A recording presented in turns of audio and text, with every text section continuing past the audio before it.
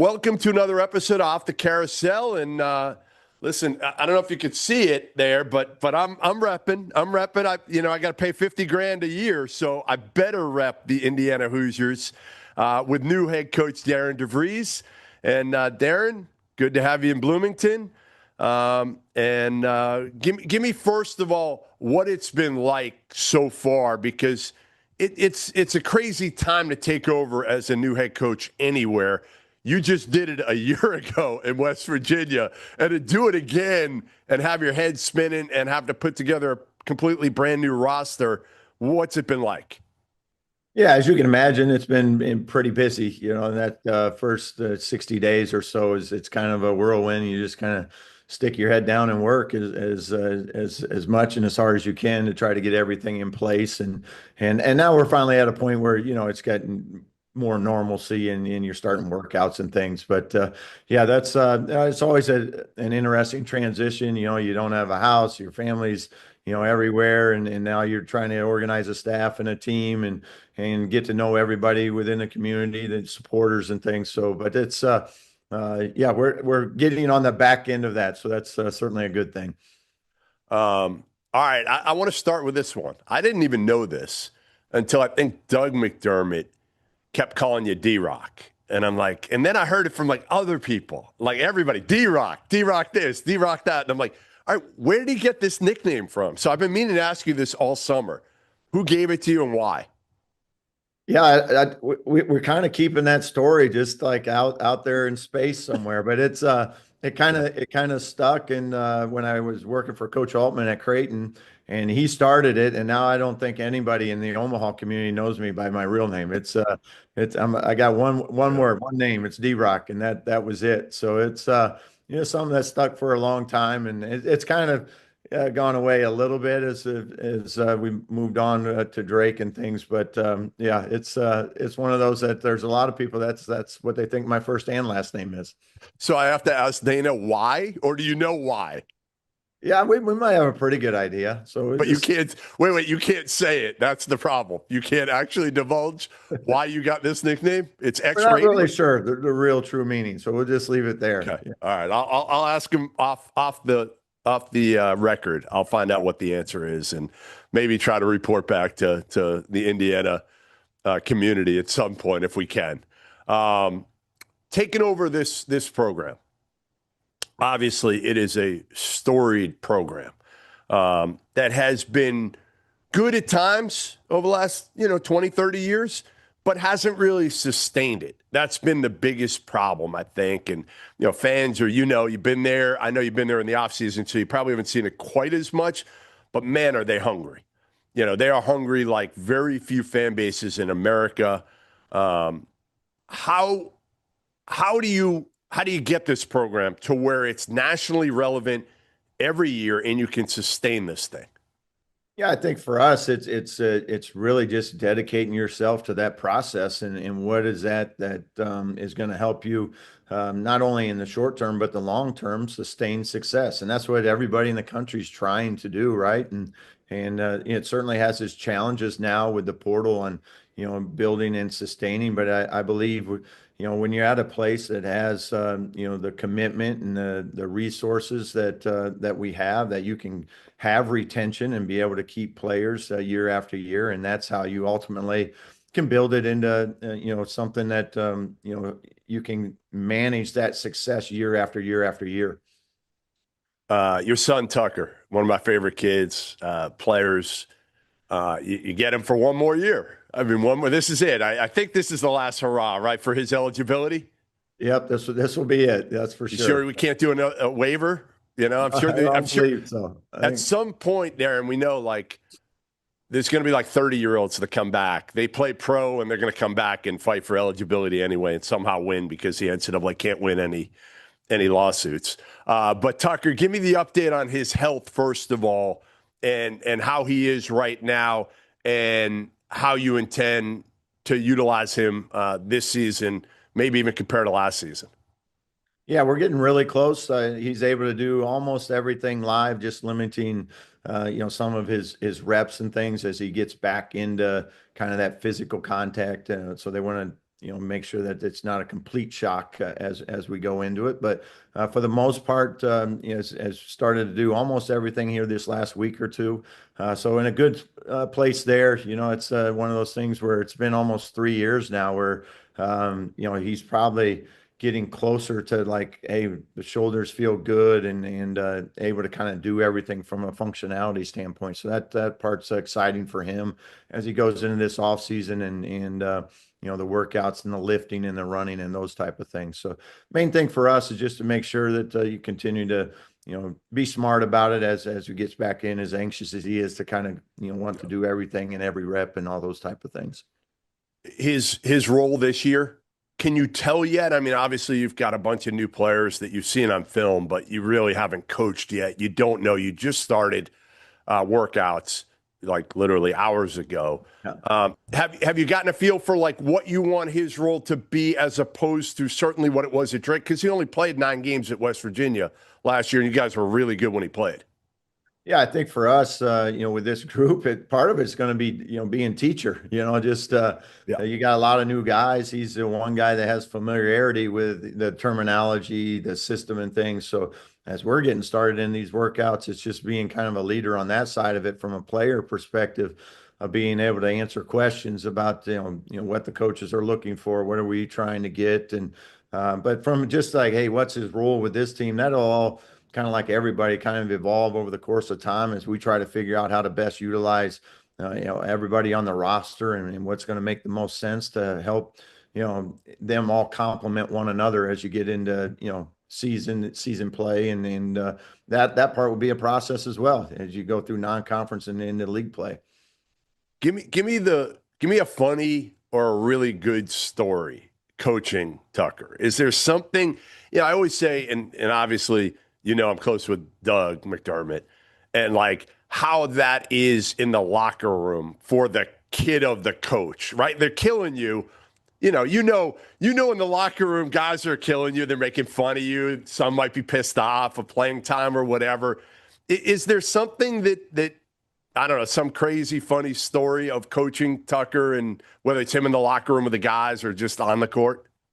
I don't really have a crazy story with him. It's more about what you alluded to. I remember Doug McDermott was like told the team that he was like, no, you guys can rip on my dad just be like I'm going to do it too. So and I know Coach McDermott, he was the same way. Like Doug, like you're one of the players. You feel free to chime in as well. Is that what you tell Tucker? Like, hey, yeah, man, go ahead, shared tee that off on same me. story with him. Like, hey, it's like you're one of the guys. Like Right. that's your time, that's your space, and that has to be a place that you can go and be like everybody else. And then off the floor and things when we're together, then you can go back to that father-son type relationship. But on the floor in the locker room, we want to make that as seamless as possible, amongst him and his teammates. And I thought Greg and Doug McDermott did a tremendous job of that, and Doug did a really good job with his teammates as well. But part of that too is you got great teammates, and they get it and they understand it, and that's just part of the relationship that everybody kind of works through. Doug was pretty good too, so that He was helped. really good. That helped, Really right? good. When you're an All-American and maybe the best player in the country, kind of help. Everybody else kind of falls in line pretty quickly, don't they? Yeah, that's a pretty easy one. When Doug's got about 30 at halftime, it's Right. pretty easy for everybody to understand that side of that relationship. Hey, how many people screw up your first name and call you Darian instead of Darren? I'd say about half and half. Yeah. So I get the unique ability to have 2 first names, and I just roll with it. It's like You never correct anybody, never. hardly ever. If somebody asks me, I'll say, yeah, it's Darren. But if it not, I just ride with it. So it's kind of fun to me. It's a unique spelling. If I was gonna, pronounce it, I'd probably say the same thing. I'd go with a different pronunciation than what it is. So Did you correct people when you were like young, growing up in like grade school and middle school? Would you correct? Never. no, not really. I just went with it. Other people would usually correct it for me. So Right. hey, it's actually Darren. But that stuff's just I kind of just go with the flow on that. All right. Tell me the priority when you were putting this team together. What was it? Like if you had to go through like 1, 2, 3, what you wanted out of this roster, What was it, and did you accomplish those? Yeah, I thought for the most part, what we wanted was just really good guys in the locker room, about winning, about the right things. I think we definitely accomplished that. I really liked the way the roster came together there. We wanted to prioritize, a really high skill, high IQ competitiveness. I think we did a really good job there with getting some good depth in a lot of those areas, and then having not just getting a collection of maybe individuals, but putting a team together that complements one another so that we could play off of one another.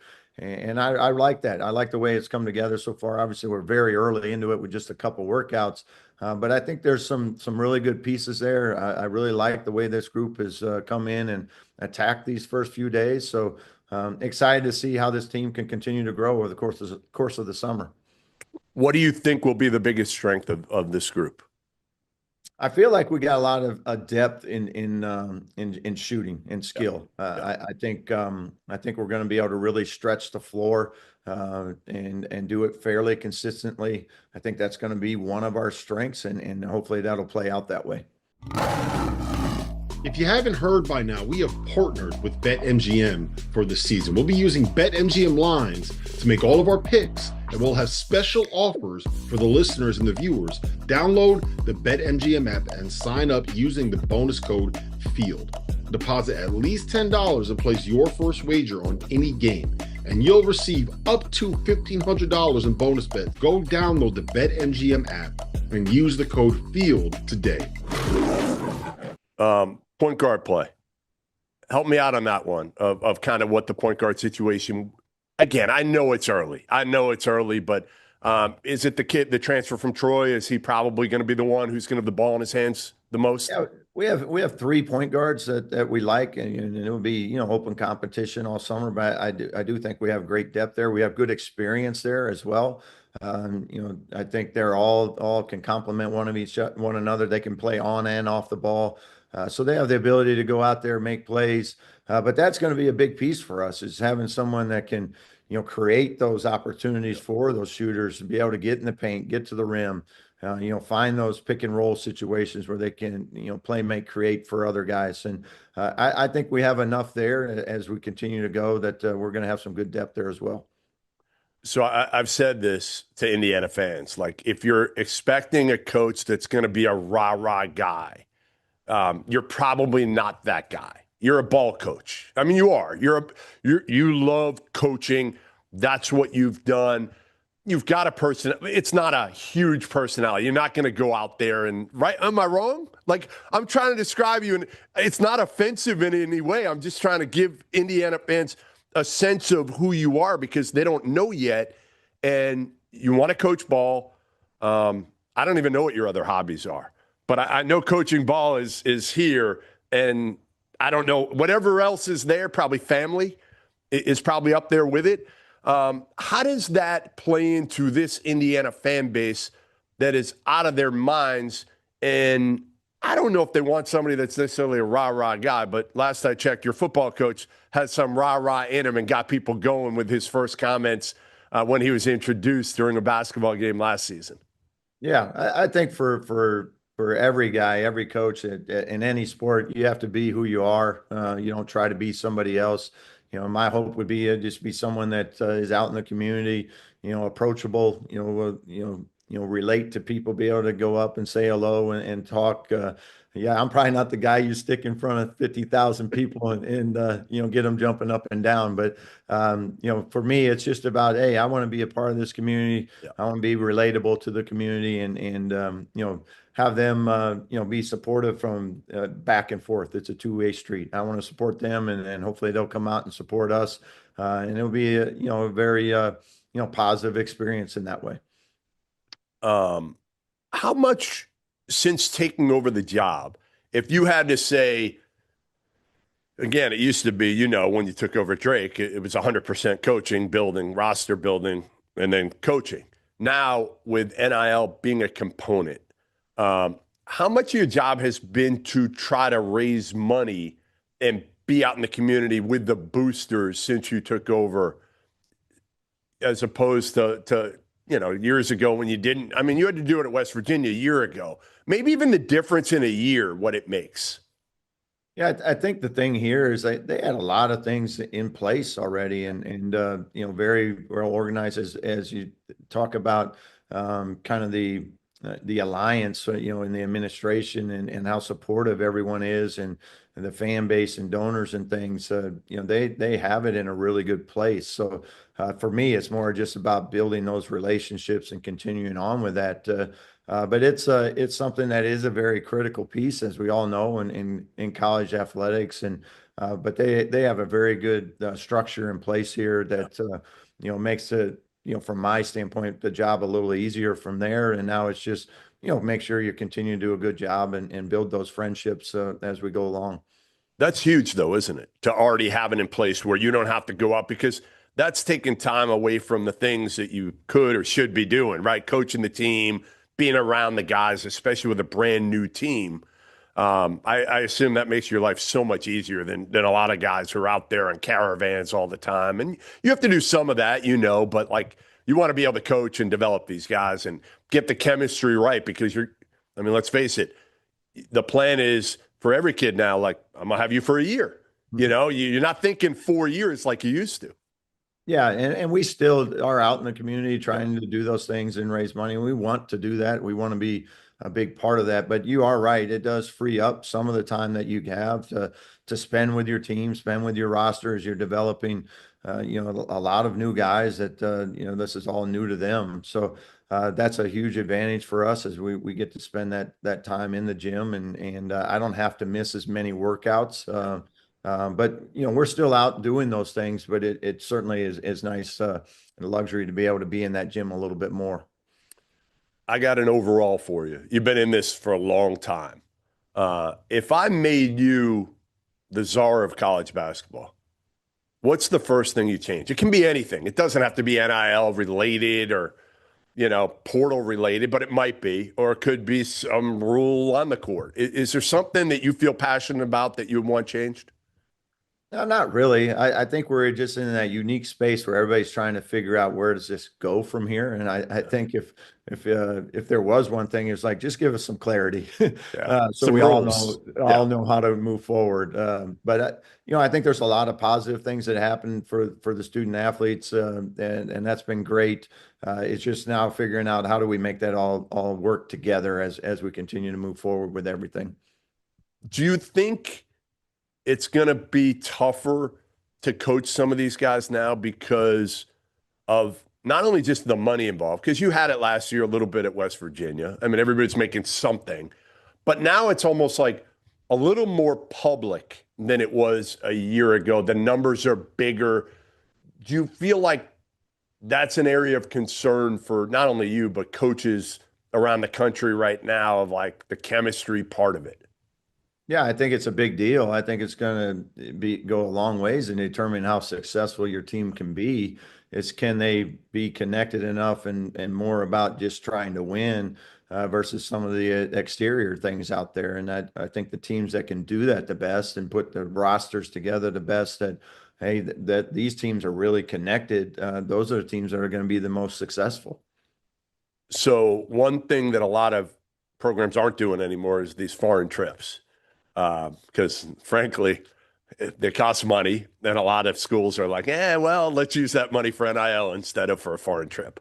I still love the idea of them because you guys have so many new players, and it gives you a chance to not only get those practices in, which is what everybody has wanted in the past, but really get the chemistry right. You guys are going to Puerto Rico in August, right? Yeah.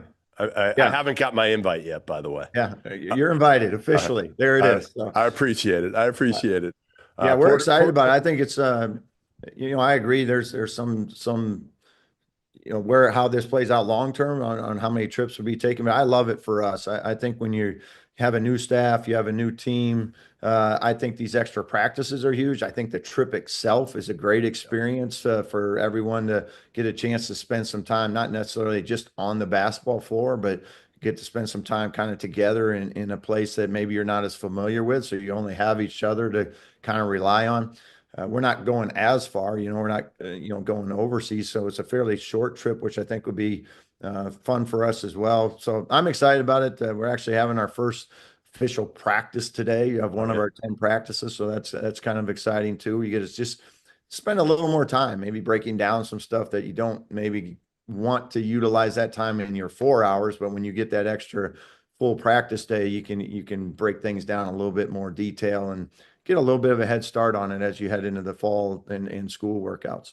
Just tell them to be careful of those casinos. You know, they got a lot more money now. They got a lot more money now, Darren. So it's not like the old days where they'd be reaching in their pockets for their cost of attendance. Have you had a chance to like go out in Bloomington yet? You know, any good spots you got so far? I mean, I'm a big fan. So a couple years ago, I made the mistake and I got crucified for it. I went to Buffalo Wild Wings and people killed me. Buffalo Wild Wings are like 10 minutes out. But I try to tell people, like, the reason I went was because the TV situation, I got to watch on a Saturday all these games. So I needed the TVs next to each other. So everybody crushed me for going to Buffalo Wild Wings. So now I'm an upstairs guy. I don't know if you've been upstairs. Great spot right on Kirkwood. Especially this time of year. Have you had any time even to find any good spots so far? Yeah, and there's been lots of good spots. With it, as you know, when you're putting a roster together, that means you're eating a lot of meals. So a lot of recruiting meals. That's true. What I need to do is get back to workouts myself. Put on a few pounds. Yeah, just a couple. We're working on it. But it's been great to get out and be able to kind of see people throughout the community. A lot of it's been, out with our coaches and recruits and things as we've gotten out. Now, be a little more downtime where you can just go enjoy a dinner with the family and those type of things going through the summer here. Well, Drew Adams better be able to help you with the spots, the local spots. He should be able to point us in the right directions, right? Yeah. If he can't, something's wrong, right? I'm sure he frequented plenty of them back when he was there. All right, so I'm gonna wrap this up here soon, but I asked you this earlier, and I actually would like to know the answer. Hobbies, like, do you have anything? If it is ball, family, what else do you like doing?